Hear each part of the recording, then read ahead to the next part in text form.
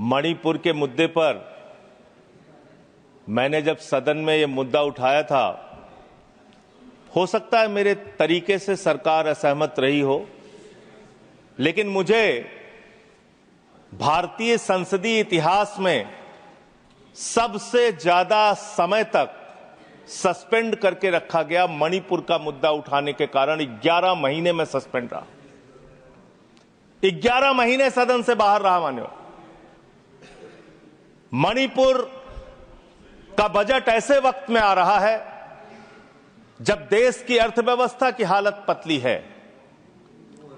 Share market में 5 महीने के अंदर देश के आम लोगों का 94 लाख करोड़ रुपए डूब गया। मान्यवर, मणिपुर का बजट ऐसे समय में आ रहा है जब बेरोजगारी 50 वर्षों में सबसे ज्यादा बढ़ गई है। मणिपुर का बजट ऐसे वक्त में आ रहा है जब 186 लाख करोड़ रुपए का कर्जा हिंदुस्तान के ऊपर है मोदी सरकार के इस कार्यकाल के अंदर। मणिपुर का बजट ऐसे समय में आ रहा है जब अमीर और गरीब के बीच की खाई इतनी बढ़ गई है जितना 100 साल पहले थी। और मां शब्द से इनको बहुत प्यार है। मां से मटन इनको याद रहता है, मां से मछली याद रहती है इनको, मां से मुगल याद रहता है, मां से मुसलमान याद रहता है, लेकिन मां से मोदी को मां से मणिपुर याद नहीं रहता। मान्यवर, 2 साल का वक्त हो गया, मणिपुर जल रहा है।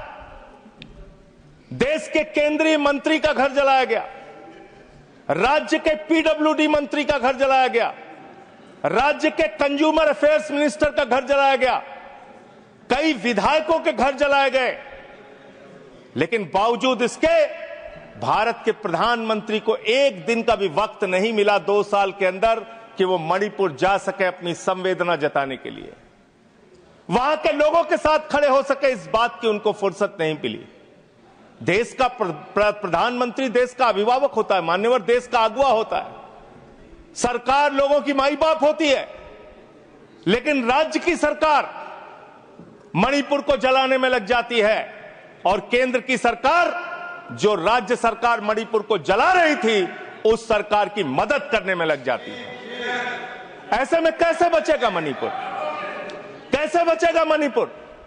और ये बात मैं पूरी जिम्मेदारी से कह रहा हूं मान्यवर, यह देश राष्ट्रपिता महात्मा गांधी के आदर्शों पर चलेगा, यह देश गौतम बुद्ध के आदर्शों पर चलेगा, यह देश अहिंसा के आदर्शों पर चलेगा।